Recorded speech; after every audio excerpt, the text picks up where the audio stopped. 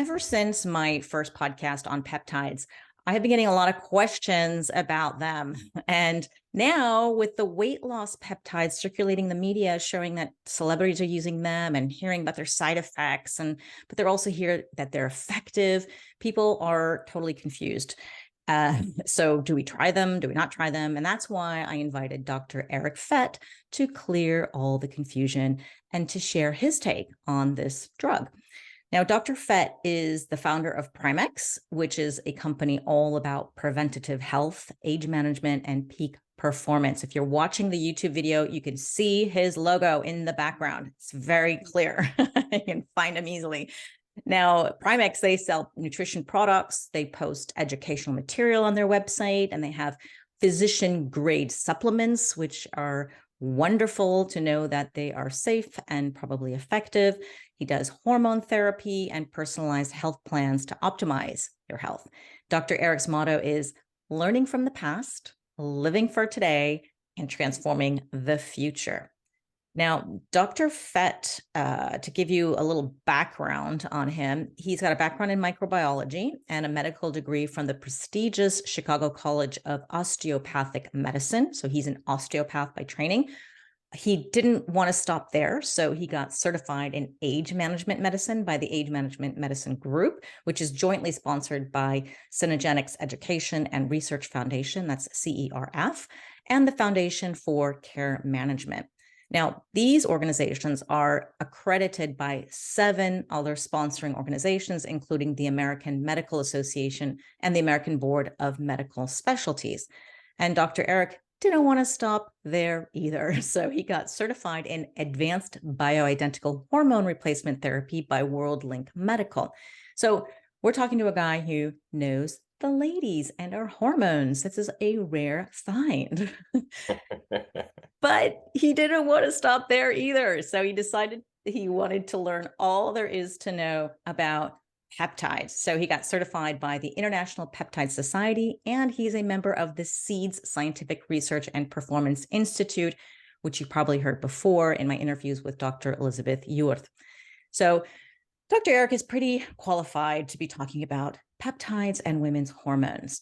But before we start, I want you to take the content in this podcast for information purposes only. And we're hearing just one point of view. So be health literate, do your due diligence, hear both sides of the story, and then talk to your doctor. So now, without further ado, let's meet Dr. Eric Fete. Welcome. Hey, good morning, good afternoon, where you guys are. Thank you, Zora. That was an awesome introduction. I appreciate it, and thank you for having me on. Looking forward to it. You've done so much. That's like a long bio, but I love that Busy. because you're on top of it. And that's not so common. So we're going to talk about the two camps and opinions on semaglutides, which are the weight loss peptides. And you're either pro or against them. And now everybody has a convincing argument, but we're still totally lost. And I would love for you to clear some of this confusion, explain both of these sides, and then share what side you're on and why. First, maybe we need to even cover what is this drug and what it's all about, and assume that our audience doesn't even know what a peptide is. So maybe let's just backtrack as far as we can. Yeah, for sure. Absolutely. And I agree. There's a ton of, as with everything in pretty much every topic, but definitely medicine, there's so much information out there. It's easy to get overwhelmed and confused. And that's kind of why one of the reasons I do my videos and I do what I do. I'm a very simple guy. I try to break things down, make it as simple as possible, because it can be, as you said, there's a lot of multiple perspectives, and I try to break it down and make it as simple as possible. And I want it to be effective and safe for my patients and clients and anybody who's listening. And the world of peptides has actually been around for a very long time. And myself, my colleagues like Dr. Ewirth and some of our other, we've been reading about and studying and using these peptides for years and years and years. Just now that it's finally catching on with the public, and that's where some of the confusion lies. I'll talk about that because I think the same with hormones, peptides, as you mentioned, there's a lot of perspectives, and unfortunately, it's good and bad. It's good that brings a lot of awareness and allows us to help more people. The flip side is that there's a lot of quote unquote experts who are just kind of social media people who just have no medical training, and they're just out there throwing out their opinion, and all of a sudden they're hormone experts and they're peptide experts, even though they're not. And that's where it gets dangerous. And even though they interview people like me and Dr. Yurth, and then they turn around and just repurpose it for their own, likes and comments and business. And so it's just not a good thing. And then you get all these things out there. And as you mentioned with the semaglutide, it's certainly got very, very popular again, which is good, but it's also the flip side is that, again, there's a lot of people getting on it or using it or promoting it who don't know what the hell they're doing. Sorry, hopefully I can cuss on here. And then things can happen. So that I think that's where the confusion and I guess the two sides of the story come, because you hear both sides, and usually it's because, again, same with hormones, there's people spouting it, talking about it and using it and promoting it who think they do, but they don't really know what they're doing or know all the nuances of peptide therapy or hormone therapy. And that's where the education, the experience, and the medical training comes in, because there's a lot more to it. A lot of people think it's really, really easy, and it's really, really not. So, okay, I don't think it's a drug. I said it was a drug, but I think you need to be a doctor to prescribe a drug, or is it? Let's explain what the basics are. Correct. Yeah. Ideally, it is well, backing up, a peptide is used as a drug, correct, and it has to be prescribed. Yes, just like everything, you can buy everything and anything online. Does it mean you should? No, of course not, because it's just not the same. It's just not pharmaceutical grade. And I know my colleagues have said the same thing. They say they are, but they're not. There's a whole world difference between pharmaceutical grade and prescription medication versus what you can buy online at these peptide companies and all these things you see online. There's a huge, huge difference. And first and foremost in my mind is the safety of my patients, and I want them to using only the best. So it is a drug. Now, on the flip side, a peptide is basically a protein molecule. So kind of like hormones, they're made in our bodies naturally. So they're natural products. And just like hormones, yes, they are made in more concentrated form and in a larger amount by the pharmaceutical companies. So technically they are drugs and they are created. However, they make them to be bioidentical, meaning just like the molecules in our body, similar when we use, say, estrogen or thyroid or testosterone, it's bioidentical. It's not the synthetic form like, say, Premarin. It's exactly like the estrogen that your body's making, that my body makes. Same with peptides. So peptides are just groups of protein molecules. The classic example is insulin. Everybody knows what insulin is. Insulin is a peptide. It's basically a chain of amino acids. It's just a protein molecule, usually anywhere from 10 to 50 of these little amino acids in a string, and that's what they are. So they've been around for a long, long time. So insulin was the first one that was discovered. And then we discovered other peptides like the growth hormone peptides and other molecules. And semaglutide is also a peptide. And it's actually what's called an incretin molecule, meaning it acts inside the gut. And it does many, many things, which I'm sure we'll talk about. But it's made in the gut and helps our body to basically helps with metabolism and creating a proper response to food and insulin response and managing our blood sugar, etc. So the semaglutide is obviously a more concentrated form of that. It's a larger dose than what our bodies can make, but it's what we call a GLP-1 agonist. It's a glucagon-like receptor, basically a protein molecule, basically. But our bodies make that. But unfortunately, some people, they either don't make enough or it's just not functioning properly. And that's when we get into cases like obesity, insulin resistance, and diabetes and things of this nature. But in essence, that's what peptides are. They're basically protein molecules strung together. And when the pharmacies create them, they basically try to make them exactly like the ones that are in our body, of course, getting a larger amount at one time. So hopefully that eliminates any confusion as to what these darn things are. But yeah, no, it sounds okay. So it sounds a little bit more natural than, and I hate this word natural because it's just, drugs can be natural too, but just to let people understand, the semaglutide is an umbrella term for these weight loss peptides, but with like Ozempic, for example, that's the brand name. Because I think Ozempic is the one that's just been going around. And then there's the GLP-1 agonists. What is that? Is there like is that also an umbrella term for? Is it the same thing as semaglutide? What's the difference between semaglutide and GLP-1 agonist? Yeah, the GLP-1 agonist is just its mechanism of action, how it works. So it works on those incretin molecules I was talking about, those receptors. So they're all GLP-1 agonists, but they have different names. Like the first one, they looked at several, years and years and years ago. Like liraglutide was one that first came out. And then you had some of these other ones that you'll see. Like you said, there's brand names and there's generic names, but they're all GLP-1 agonists.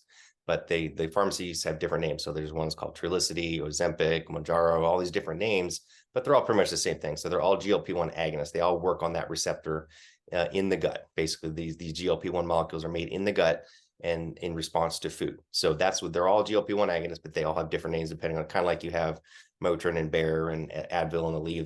They're all basically ibuprofen, but they're different names, right? So that's hopefully that clears up some confusion Yeah, there. because you hear these words floating around. I'm sure people are confused. Right, I thought it was just Ozempic and that's it. right, right, So yeah, exactly. So, okay, we've got these sort of these medical terms and then we have the brand names. And then it's interesting. This is, these are peptides that work in the gut and it's not a fat burning thing. It's actually changing the way you're metabolizing food.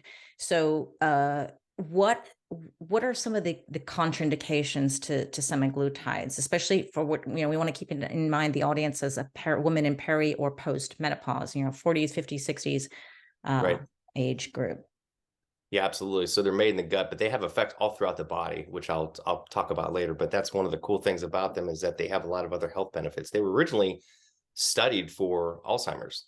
Had a lot of neurocognitive and effects, and they were studying the cognitive enhancement and the improvement effects on the brain is how they were first discovered. But then as they were going through the studies, they found out as they were testing them for their cognitive abilities, they found out, oh my gosh, it's a weird side effect. These people are really losing weight. Interesting.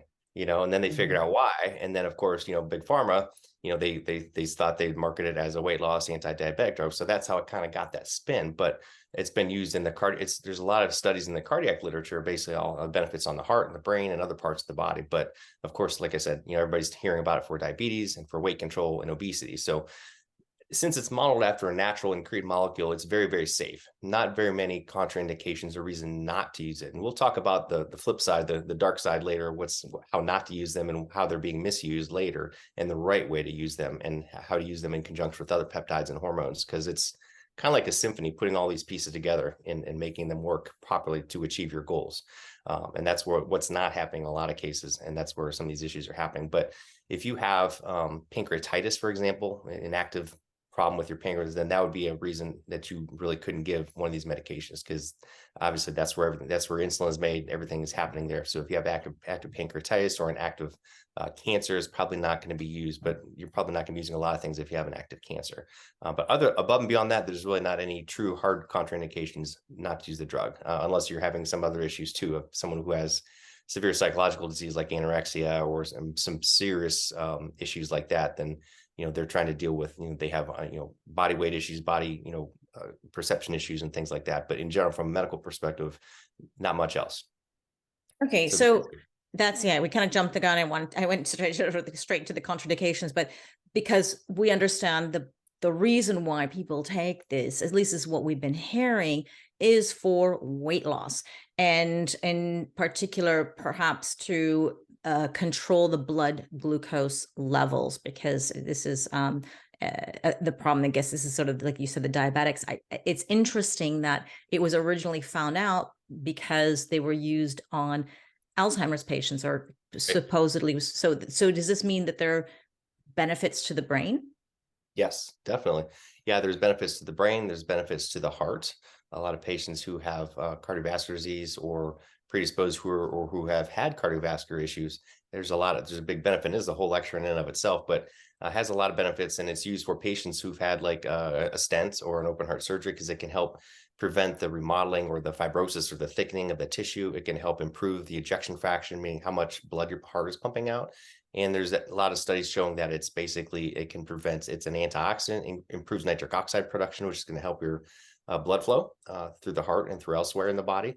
Again, anti-inflammatory, antioxidant properties, and it can actually prevent help with the prevention of atherosclerosis, because it prevents that clogging of the arteries with the clots, right? It can kind of downplay that inflammatory response. All the little immune cells go in there and start building up plaque.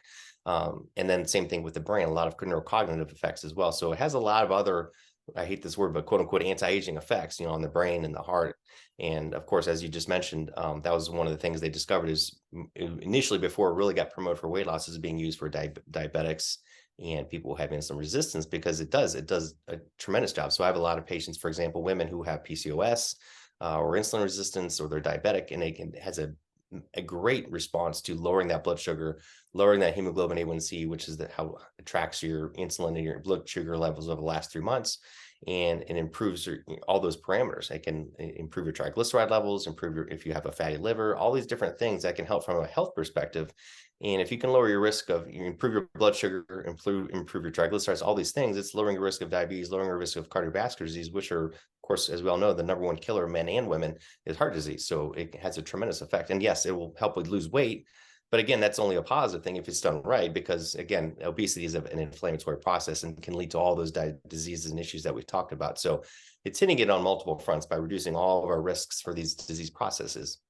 Well, that makes sense, actually. When you're trying to control your blood sugar, you lose a little bit of weight, your heart gets freed up a little bit, and then the type 3 diabetes, Alzheimer's being, looking into that connection, Right. it's all one system, right? It's not just Right. one thing. So I can see the domino effect on many other parts of the body and the brain.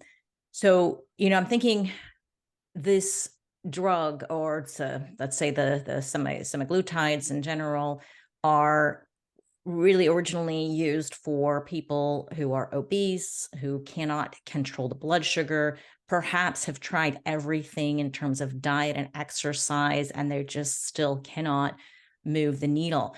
But when we see our friends taking it who are not obese and they just want to lose, I don't know, 5 or 10 pounds or something, that, it's the menopause belly, for example, is what we're seeing right now in this Right.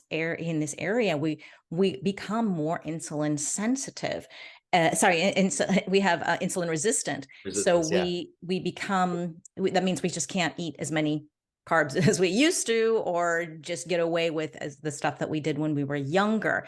So how is this correct, in the sense that we can we take this just to lose that 5 or 10 pounds that just won't budge? And where does the whole diet and lifestyle come in? Yeah, that's a great point, and that's one of the things that we're seeing, that flip argument, right? If you have like 5 pounds to lose or 10, should you be taking this medication? Can you? Of course you can. I don't think you necessarily is the best choice, because it's, have you really done everything you need to? Probably not. Most people, as you know, just want the quick fix. So it's probably not the best choice, because it's kind of like using a shotgun to go shoot a squirrel, right? It's just a little bit of an overkill. Can it be done safely? Of course it can, but you'll be on and off it in no time. It's no harm, no foul. But it was an inappropriate usage. Yeah, maybe not. Again, I'm one who I give a lot of my clients tough love, and I push them a little bit because I want them to get their lifestyle in check. Because have they really done everything to get there? Most people have not, and we need to get them there. And because the whole goal is to get people running on their own without using anything, right? Look, I mean, I use these medications, I love them, but if I can get somebody doing stuff and enhancing their body and health for free with just nutrition and exercise and mindset, et cetera, then fantastic. I try to get everything. I try to get people to do as much things that are free or cheap as possible before we go spending money on all these medications. Because I just think that's the right thing to do. That being said, can they be helpful? Of course they can, but that's where a lot of these people are. You're seeing this stuff online where everybody's trying to use it. Oh, I just want to, lose these 5 pounds so I get my bikini next month. I mean, is it the right thing to do? Probably not. Is it going to hurt anything? Again, depends on who you're working with. If you're just working through, Susie Smith, the trainer at the gym, who happens to know someone who can get her peptides, well, it's probably not the best, smartest thing to do. And I see that a lot with testosterone and estrogen, and that with the hormone world too. Everybody's out there promoting it and offering it, and people just want the quick fix. They're like, well, I don't want to diet and exercise. I just want just give me that shot, doc. I want to get jacked. Just give me the shot. I'm like, no, I'm not going to do that. I'm not your guy, because that's not the right thing for you. You need to do everything. You have to have the lifestyle, the eating right, the exercise, everything. You have to have everything dialed in, and then they're going to work even better. I mean, again, can you use it? Yeah.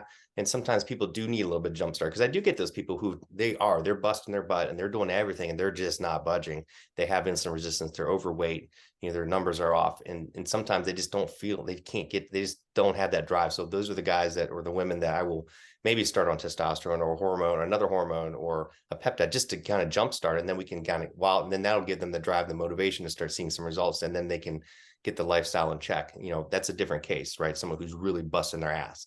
But if the person is just they just want the quick fix, the easy street, well, that's not the best choice. I don't think that's the right thing. Of course, people are going to do that and people are going to prescribe it for them. But you know, is it the right thing? You know, that's kind of a moral judgment, I guess, but that's my perspective on it. But I feel that in general, all these therapies are best if done in conjunction with working with a medical team or your trainer or nutritionist to put it all together, because that's what it's all about. We want it all in check. We want their mindset, nutrition, exercise, hormones, and peptides. You want all these things working together like all the gears of a machine to get the machine running. So, but you can't do one without the other. You can, but it's just not going to be as effective.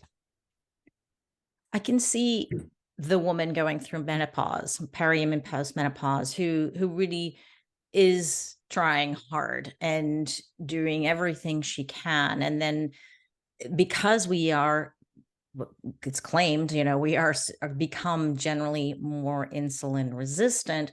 It sounds like it'd be nice to have a little jump start to that, because with all the efforts you're making, you to let's have a little push.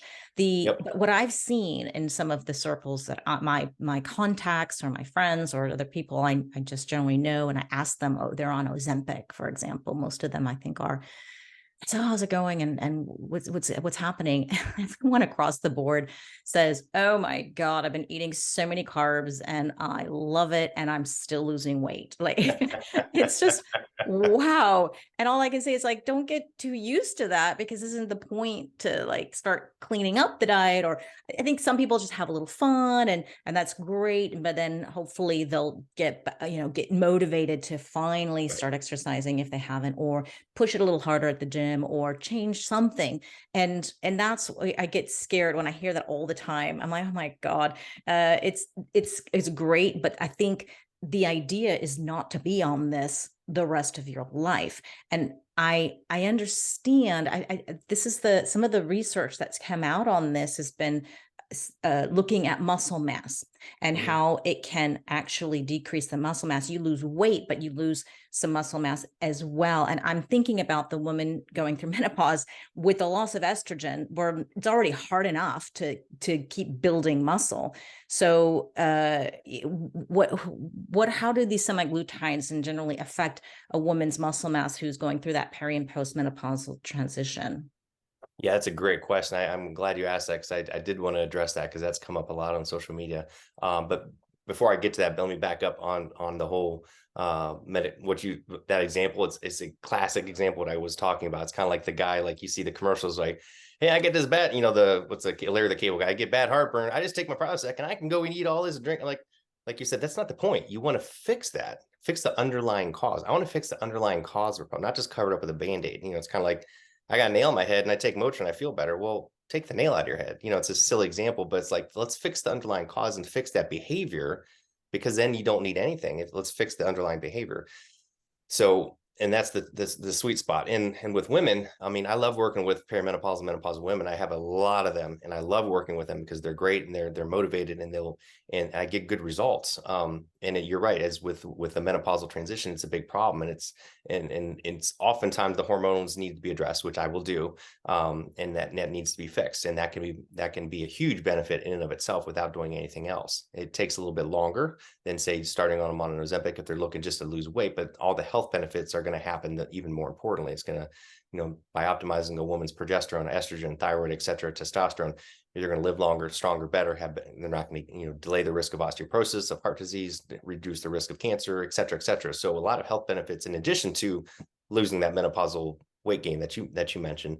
And a lot of women, as I mentioned earlier, I treat a lot of PCOS, and it's kind of the hidden disease, right? A lot of it's just, you have to look for it sometimes, and it's a big problem, and you don't outgrow it. As you go through menopause, it actually becomes worse. So a lot of these women probably have undiagnosed PCOS or some insulin resistance issues, as you mentioned, and then it's just made worse by everything else, right? With the stress and the toxins and the nutrient depleted soil and our lifestyles that we live. So it's a big problem. So that's why I love working with women who have these issues, because we can fix that. And again, lifestyle, hormones, and all these things.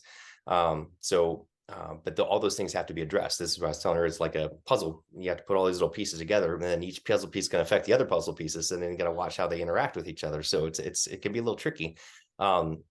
So getting to the muscle issue. So yes, if done properly, you will lose the majority of your weight. It's going to be fat. You know, if you're really aggressive over a period of months, can you start to lose some muscle mass? I think there have been some people talking about that. Yes, you're going to start losing some muscle mass too. you can, but if you do it properly, you will not, or you will really minimize that. And then that's where we get into all the other strategies. Again, where you go to these clinics, it's just, oh, just take the semaglutide and you'll be fine. Well, no, you need to be coached by a medical person who knows what they're doing, because like all the peptides, I like to rotate different peptides and therapeutic regimens into a system. So I'll do something for a few months and I'll mix it up and I'll do something else for a few months, and then I'll go back and forth, and to keep the body growing. Because again, you want to lose that fat, but you want to maintain or build that muscle. One of my hashtags on my social media is muscle medicine. I like to practice what I call muscle medicine. Muscle is an endocrine organ. So for me personally, that's my biggest priority. I want to build up your muscle mass as much as possible and maintain that, because as we get older, it's an uphill battle. We tend to lose it. And muscle is an endocrine organ. It creates all kinds of cytokines and myokines that have numerous health benefits. And you don't want to lose that hard-earned muscle, because that's huge. And that will, and again, as you know, I'm sure a lot of women are like, well, I don't want to put on muscle. They're scared. That this whole fallacy of I'm going to get big, and it just doesn't happen, unless you're doing steroids. So the more muscle you have, the more fat you're going to burn off, and the better you're going to look, and the better you're going to feel. And I try to drill that into my women's heads, and usually most of them get it. So you have to maintain the proper nutrition. You got to maintain adequate protein intake, make sure they're doing resistance training and there's many other things I'll get into while I'm doing the semaglutide to maintain their muscle mass, so you don't lose that muscle. And even if they are starting to, at some point, there's different ways to shift that and add some other peptides or rotate in some other peptides to go into that. So in other words, in the beginning, you're focusing on fat, but then you're going to pivot and start focusing on maintaining or building muscle mass while you're still losing fat. So there's very strategic ways that you can rotate these protocols to prevent that from happening. So it's that way. It could, if it's done right, it's not going to be a problem. Now, if it's done improperly, yeah, it can be a problem. It could be a big problem, because when we're post menopausal, we don't want to become frail, and Right. Fractures and falls are a big deal. And we study this in gerontology. It was a whole course on fall prevention. Like, why are we studying this so much? Because people die when they have a fall and a fracture, and it's not from the fall, but they can be from the fall, but could be also complications, and the statistics were very high. And so we don't want to be, we want to be strong, and we want to be independent. Yes. We want to be mobile and agile, not to have somebody carry our groceries all the time. We want to be strong. So that's very, very important, I think, for a woman going through menopause.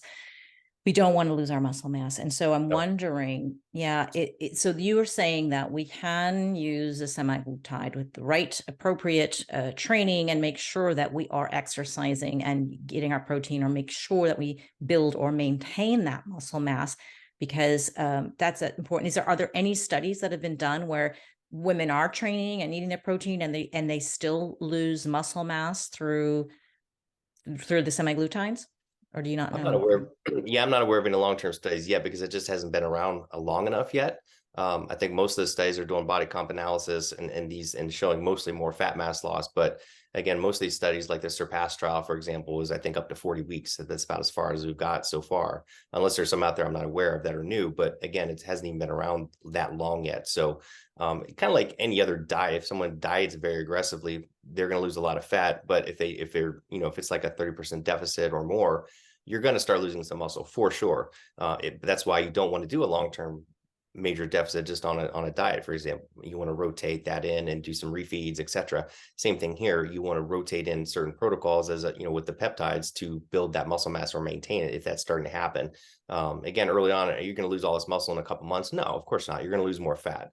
And most of these people don't have enough fat, have way too much anyway. They're going to lose. Again, most people, as they start leaning out though and start losing that fat, that's when you have to really start paying attention to their muscle mass, their strength, and their performance. But we're talking 3, 6, 12 months kind of thing. And again, hopefully, whoever you're working with is monitoring that. You're getting some body composition, your measurements, and assessing your strength, etc., and looking at these things. And if you are noticing that you're starting to lose some muscle mass, you're going to pivot and rotate out a different strategy. Because again, like you said, muscle mass is hugely important. That's my biggest thing, is keeping that muscle mass on. So let's shift and get you back and focusing on building up that muscle. And I see that a lot with my women at the hormone therapy too, as you mentioned, because And most of my perimenopause, menopausal women, I'm going to be putting on a hormone plan too, as you mentioned, because I want to maintain that muscle mass. I want to maintain that bone strength and that balance. It's things like the appropriate estradiol and these other hormones that most people think of just for mood and stuff, but they have cognitive effects, and it helps them keep their balance and helps their, as you mentioned, their balance and their mobility, so they don't fall and have injuries, and it keeps their bones thick and strong. And then of course we're also focusing on the muscles, as we talked about too. So it's a great 1-2 punch. So yes, it sounds like semaglutide is sort of that. It's a little bit further down the road once you've cleaned up your diet, your lifestyle, got the hormone optimization, and you're really doing everything you can. And so let's talk a little bit about these other camps. So you're very pro. It sounds like there's amazing benefits to it. Just to make things clear, that the people who are like, no, we got to be careful because there could be pancreatitis, people feel vomiting, people have I think they get nauseous, right, on this as well. They can yeah. Maybe the loss of muscle mass, and you're saying if not done appropriately. And there was one other thing that I've heard some people go off at, and then they just regain it right back, or they gain double, or, does this rebound effect happen in general? Like, what does the literature say, and what are you seeing in your clients? Yeah, it's a great question. And as you mentioned, I'm for it. I use it a lot, but I've turned people away, from using it if it doesn't fit what they need, because I don't feel as we talked about earlier, it's not perfect for everybody. Same with hormones. There are people I'll say, no, I'm not going to do that for you because I don't think you need it. And here's why. I want, again, I try to be as balanced as possible. I want to try to do things in their best interest. So, it's the right tool for the right job. I mean, I'm a fan of using it as long as it's done properly. Same with hormones. If it's done properly and you're doing it the right way, but I'm not just going to give it willy-nilly to anybody and everybody who wants it. It just doesn't work that way. So that's kind of how my approach. And again, the whole thing is treating the whole picture. And you have to look, for me, it's almost like a chess game. You have to play the game now, and you have to look ahead to the future. Because again, if you're doing these medications like semaglutide or hormones, and you're not addressing the other things, are you addressing their gut issues? Are you addressing their inflammation, their lifestyle, their sleep? All these things, they all have to be put into place. And those usually take a little bit longer, but they can be done. And if those are done, then you're going to do well down the road. But if you're not doing those things, you're not planning ahead for what could happen, that's when you're hearing these bad stories. So are there people that regain their weight after they're stopping it? Yeah, absolutely. But typically they're the people who haven't been working with someone to do these things. They're just like, give me the shot and I'm just going to go keep eating my carbs and keep living my life. And then guess what? When they stop the shot, they're going to regain, kind of like people that just do keto and they do it for months and months.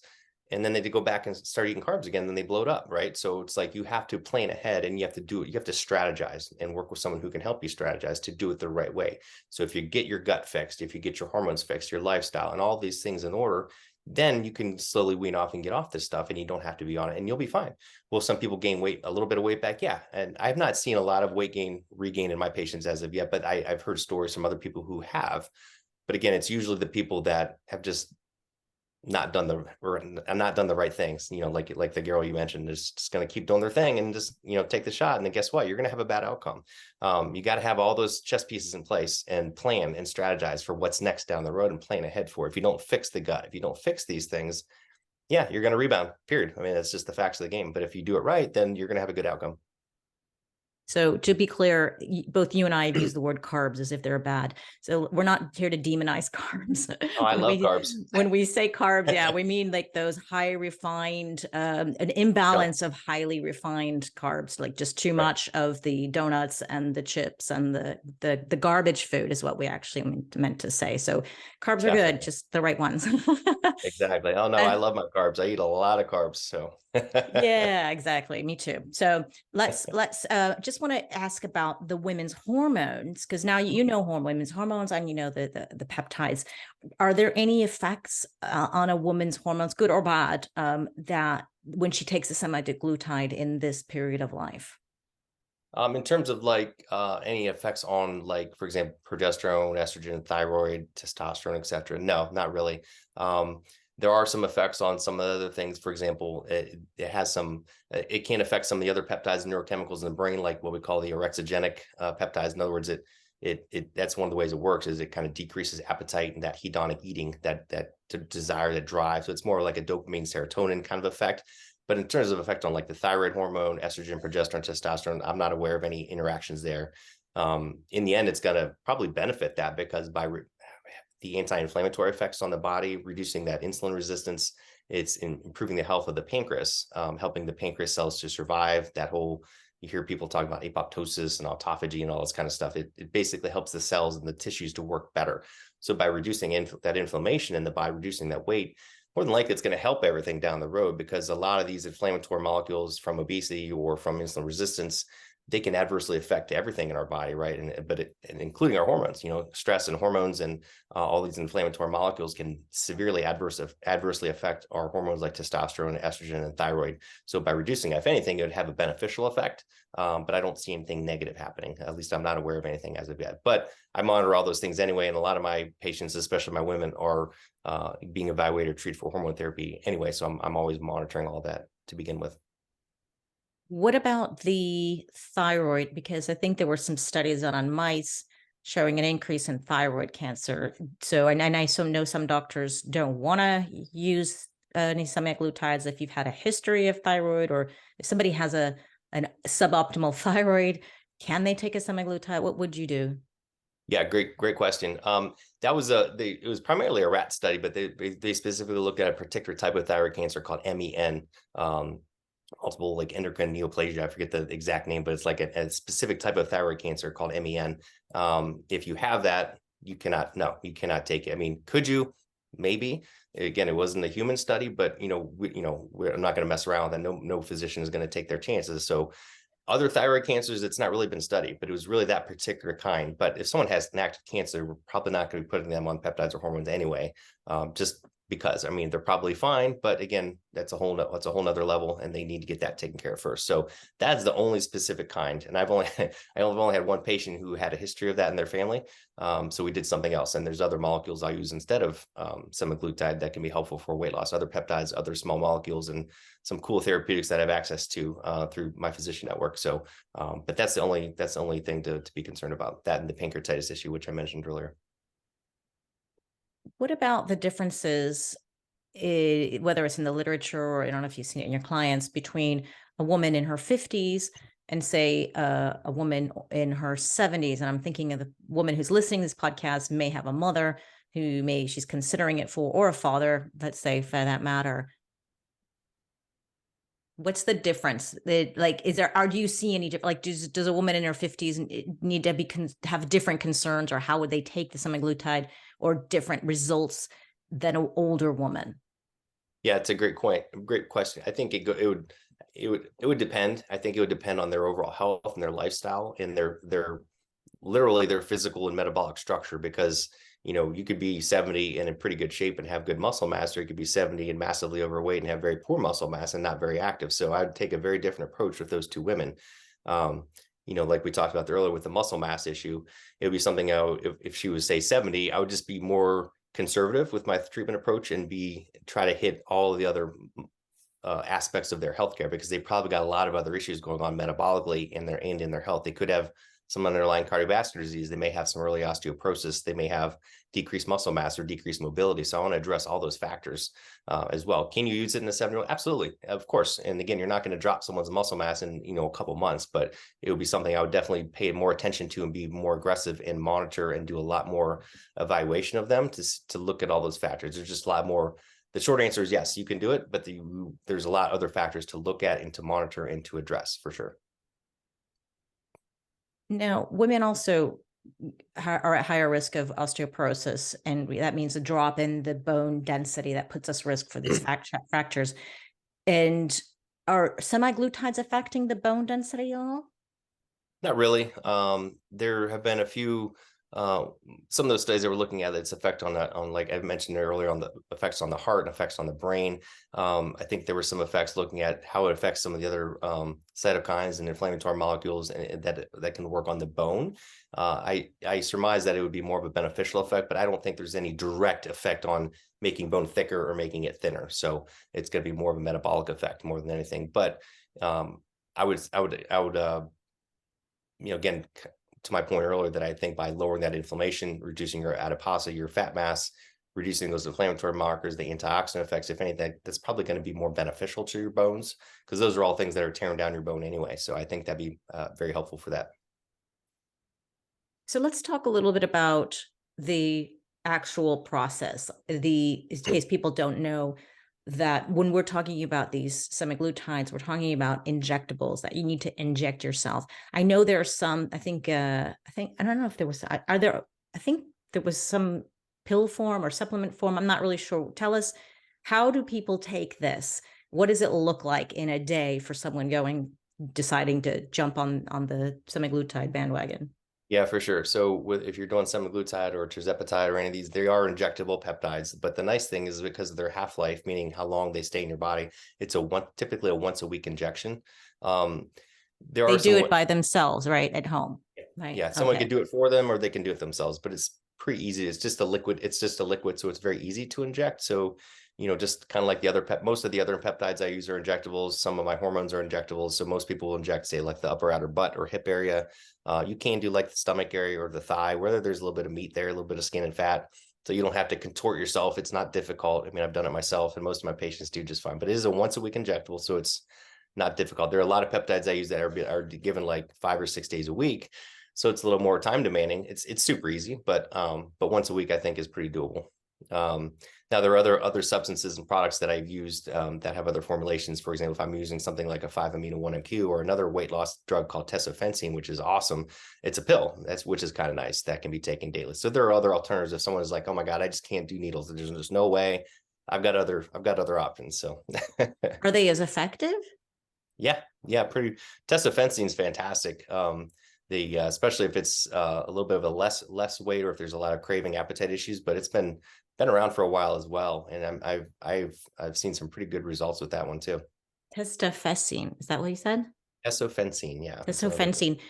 Interesting. Okay. So there are alternatives. Is that a peptide or is that something No, it's drug? not. Technically, it's not a peptide. It is a medication. It's a drug that's used. It's a what we call a triple monoamine uptake reinhibitor. That's a mouthful. So it kind of blocks the uptake, reuptake. So you have more dopamine, serotonin, and noradrenaline floating around your body. So it eliminates, it cuts down on the food cravings, that desire to eat bad stuff, and it increases the metabolism, fat burning, etc. So it kind of a triple whammy effect. So especially for someone who maybe they have like that 10 pounds, just maybe 10, 15 pounds to lose, that's a great one. Or that can help, especially if they're very active. It can sometimes help a little bit with performance.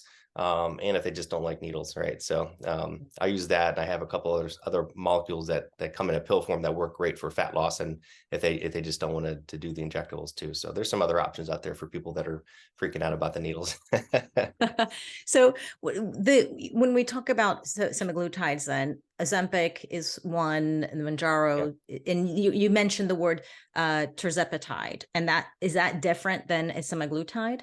It is. It's kind of the new kid on the block, which I've been starting to use as well. It's a GLP-1 blocker like semaglutide, but it also has what's called GIP.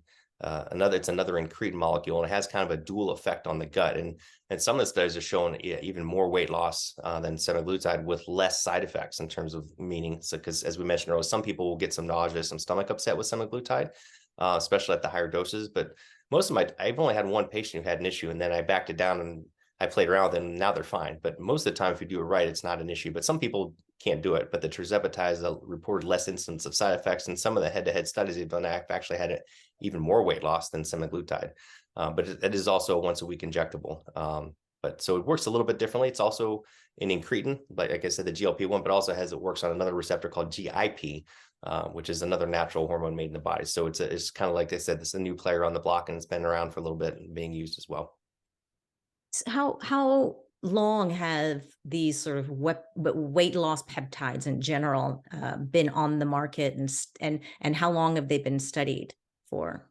That's a good question. I don't know the exact year. I mean, I've been reading about them. We started studying them back when I was in the International Peptide Society years ago. So I think it's been, gosh, at least a decade or 2 decades since they've really been studied and looked at. I think, as I mentioned, with the liraglutide was studied for Alzheimer's, gosh, in the early 2000s. I don't remember the exact year, but it's been around for a while. Mm.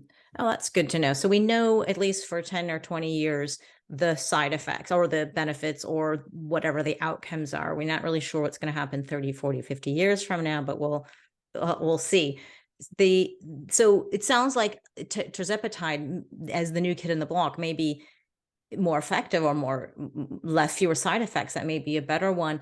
What are the differences between Ozempic, tirzepatide, Mounjaro, which is the tirzepatide, Wegovy is another, Ribelsis, I think is another. There's so many now. What are the differences? Yeah, it mostly comes down to formulation and costs. Most of the semaglutides, the Ozempics, et cetera. A lot of people try to go through insurance to get them covered through insurance, and a lot of times they either can't get it or it's really expensive. I usually will get them if I can't do it that way. I'll usually use one of my compounding pharmacies, which I use for my hormones anyway. And they're all certified FDA approved pharmacies, and they can make any formulation concentration that I want. So I usually go that route. Same with the tirzepatide. Tirzepatide is a little more expensive than the semaglutide, but that'd be really the only difference. So it's just really which company's making it, and they of course have their own names and things like that. So how long does somebody generally stay on this, and what is the cost? Yeah, so and you mentioned like long-term studies. I think that's a great point because again, ideally, I don't want somebody to be on this for 20 years. Well, let's do it for like a year or two and try to get all those other factors into play and rotate to a different strategy, get you off of it, maybe do some other peptides and maybe get you off those, and then you're good to go. You don't have to be on any of them forever, and nor do I think most people, nor do I want you. Hormones are kind of a different matter because if you're taking them, especially if you're, if you're a menopausal woman, you're just not going to make your own estrogen, progesterone, testosterone. So you're just going to need to take it the rest of your life. There's no harm in that. We've been on it our whole lives. And there are a lot of longer term studies for, 30, 40 years. So totally comfortable with that. And I think that's great. The studies are out there ad nauseum, tons of them, So in terms of cost, of course, everybody has different spins. I run mine as programs. I have different weight loss programs. I have peptide programs and hormone programs. So I kind of run it almost like a coaching program, right? So with the weight loss, like I have my basically my results oriented protocol. So I'm kind of like a VIP program where basically you'll do like a 3-month program with me. We'll have weekly coaching calls, content videos that I'll do every week, and we prescribe the medications. And so there's a lot more accountability, more coaching, and I'll help you with nutrition, with fitness, and all these other things. And I kind of bundle that all together and into this program. And it's like, and you get your medications for 3 months. So it's right around, I think it's around $2,400. Now, if someone's like, oh, I can't do that, it's, I have other tiers. If it's something they just want the medication, they don't want all the coaching, the education, the newsletter, all the information, basically me at your beck and call every day of the week. If you don't want that, we can do less than that. And people are charging all kinds of different rates for this. It's kind of all over the place, anywhere from, $300 to $500 a month or more. It just depends on where you go to. So, but I've got different programs to address people's budgets and how much accountability. Some people really want that coaching and handholding and accountability, which they need it. And other people they just want to see me every couple of months and talk to me, and they're good. They've got everything. They're dialed in otherwise. So I try to mold my programs around what they want. I can see some people getting their peptides online or through somebody who's not qualified because they want to save money. It sounds like it's still going to be a high cost, even if you did go that route. And then there may be consequences that cost you even more money down the road if they take the shortcut. So, but it's still kind of expensive. And so even if you were to go down that route. So it's not something I see going on for years and years. And I'm wondering, I've heard that some people go on it for 8-9 months and then they go off it. And then there's some sort of a maintenance dose that they may do, because I'm thinking of the person who's like, okay, I want to do this. I want to invest in it. Okay. How can how much is this going to cost me? And it will cost you thousands of dollars to actually get to your point. So, which may be better than all the money that you spent doing something else because you've tried everything else and nothing else works. And I'm not saying that. I just want people to understand that this is a cost, and hopefully it will get cheaper, because I think some populations who need it the most will not have access to it and until the prices come down. So what's is that true? When do people actually start to see the weight loss, and then can they just stop right then, or do they have to continue? Yeah, for sure. So the first part of your question was, yes, I mean, there is a cost, but health is wealth. I spend a ton of money on my supplements and hormones and peptides, and a lot of my patients do, and it's worth it to me because I feel better. I'm more empowered. I'm going to be more productive, and it's going to pay off in the end. I want to live a very damn long time, very productively. So to me, it's worth it. Some people, it may not be worth it. So that's a judgment call, but you're right. You don't want to just be buying you don't want to, I don't like the people that are just, price shopping online. I want the cheapest testosterone. I want the cheapest semaglutide. I want the cheapest this, because they're not the people that are invested in their health. They're paying for, whether it's me or one of my colleagues, they're paying for our time and our expertise and everything we've been studying and learning for years to counsel you, to guide you, to coach you, and to help you with this. And there's a cost to that. And there's a value to that, I feel like, because anybody can go buy something, but you have to know how to use it right. Can I go watch a YouTube video on how to fix a car or fly a plane? Maybe, but is that the best thing? Maybe, probably not. So can anybody, go to these courses and read a book on hormones and tell someone how to use hormones? Probably not. They think they can. I see it all the time on social media, but I'm telling you, they don't, because then they come to me and I have to fix them. I see them when they get messed up. Same with the peptides. So you have to invest in your health if you're going to do it right. It's the only way to do it, is to do it right and safely, and if someone's not appropriate, and I don't feel I'm going to turn them away. To me, it's not about, getting clients. I want my patients to feel good and to get their best outcome, whether it's me or someone, even if it's someone else. I don't care if I can guide them in the right direction. That's what's important, is the long term. My whole mantra is live to give. I want people to feel good and be able to give back to other people. That's my whole thing. But in terms of, are they on this for a long time? They can be. Was that the question? How soon can they get off it? When do they start seeing results? Oh, results. Yeah. So typically it's within the first few months, depending on how aggressive we can dose them. And again, everything else, if they're dialing in the nutrition, exercise, where are they starting from? I guess, a couch potato versus an active person. But a lot of the studies, we're starting to see results in the first few months. They did some studies. They did some longer term studies. I think like the Surpass trials were I think 40 weeks, so the majority of people were, losing anywhere from 5 to 15% of their body weight in that time period. But some studies have indicated a much, 5 to 15% of their weight, even within, a few months, you know what I mean? So I've had patients who've lost, in the first couple of months have lost, 15 to 20 pounds. Other people are a little bit slower. I think truthfully, the slower, the better. I feel like, as everybody can lose 20 pounds in a couple of weeks, but is that safe? Are you going to rebound? There's, I remember when I wrestled, I could drop 5 pounds in a day. Right. And is that the best thing long term? I don't know. Maybe not. But I feel in general, slower is better, a pound or two a week. But again, as you know, most people want to lose it.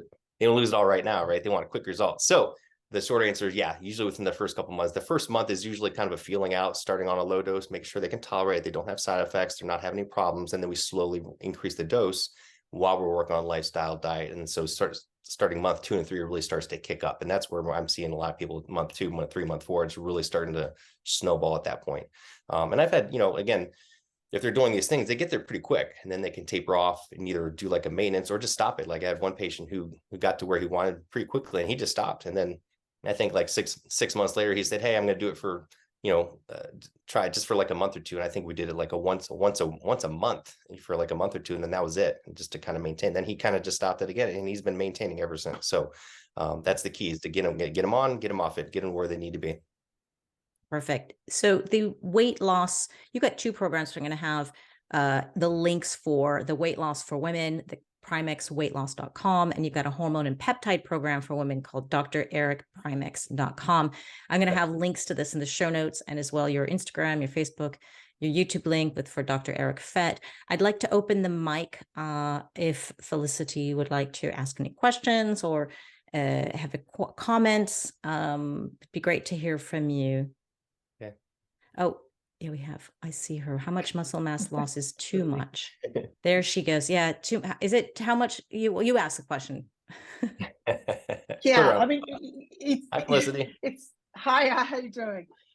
It's really interesting because as you were talking, I went and had a look at my stats, and although I have lost fat, I have also lost muscle mass, despite the fact that I continue to train as much as I did before I started Ozempic. So I guess, how much do you think is too much muscle, mass lost?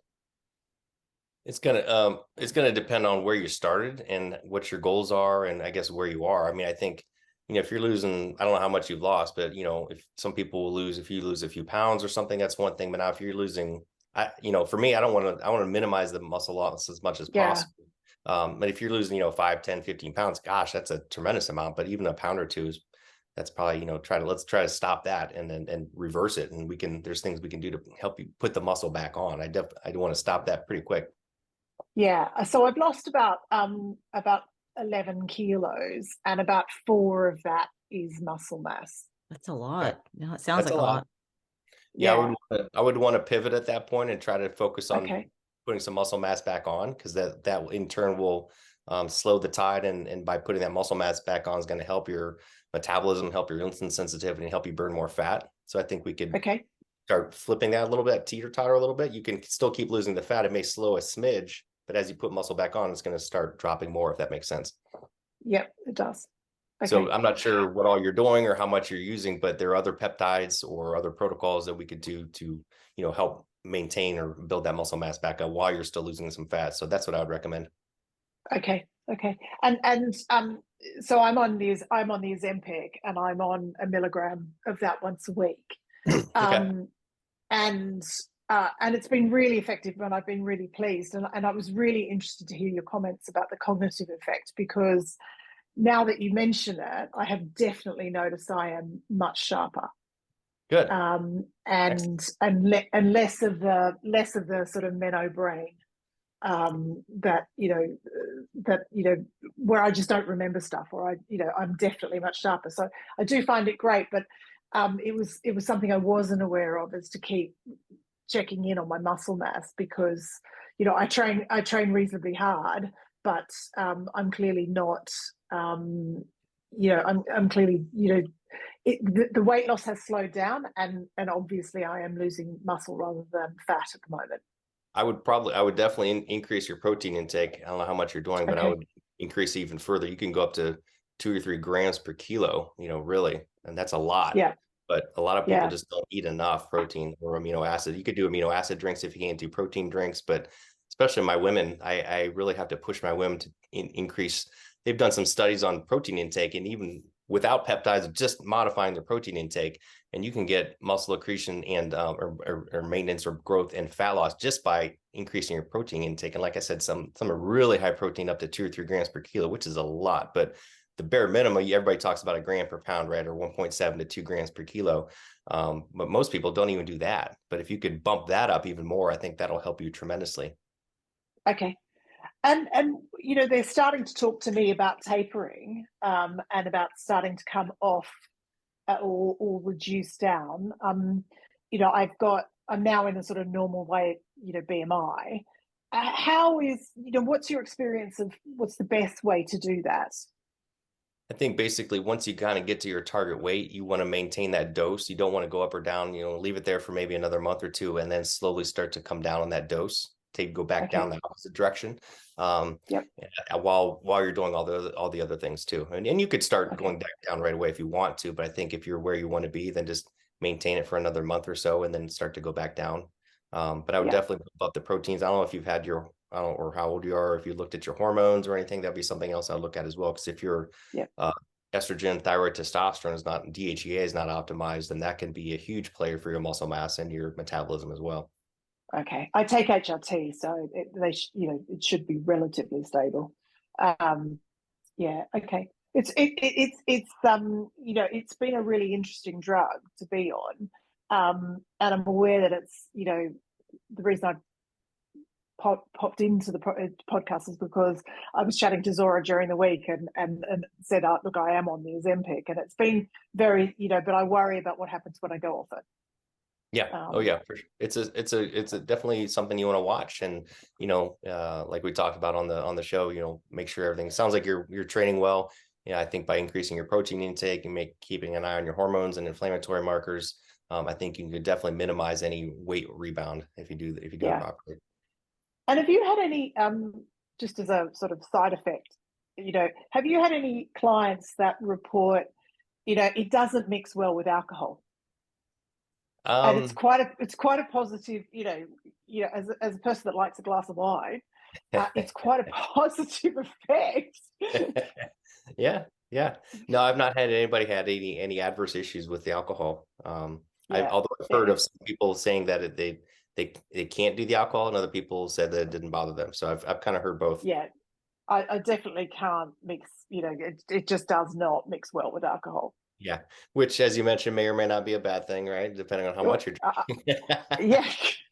Well, it just, it has definitely sort of, wound down the, sort of ability to sort of have lots and lots of, have a really good night out. I just don't feel like it. Yeah. Yeah. It's the same with the carbs. Most people can't do a lot of carbs, although I know Zora mentioned someone who's still eating a lot of carbs. I guess some people can, but a lot of people, they get a little more queasy when they eat a lot of carbs while they're on, which is a good thing probably because they're probably eating too much. But again, I've heard both sides. So, well, Yeah, good. Sounds like you're doing good. Keep up the good work. thanks very much. Absolutely. We're going to have to let you go. Wow. You've answered so many great questions. I'm so pleased. I really encourage everybody to find you on Instagram, Dr. Eric Fete. You're on Facebook, Eric Fete and Primex Cellular Nutrition and Fitness. You got some great YouTube videos. I'll have links to everything in the show notes. Is there any last words that you'd like to say for a woman going through menopause? Yeah, thank you so much for having me. I appreciate it. I hope I provide some value and happy to be back on anytime. For the ladies out there, just keep plugging away and keep pushing and be aggressive, work at it, like we talked about, make sure you're hitting the weights, you're eating the protein, you're doing all those things, and look at everything, address the hormones, address all the other markers, because these are things that you don't have to go silently into the night. You could be, a lioness as you go forward and get stronger and better as you get age. So don't get despaired that I'm going to menopause, everything's going to crap. No, you could be better and find someone that can help you, whether it's me or someone else, but attack the world and have at it, girl. Great. Thank you so much. Have a good day. Thank you so much, Zora. You too. Talk to you soon.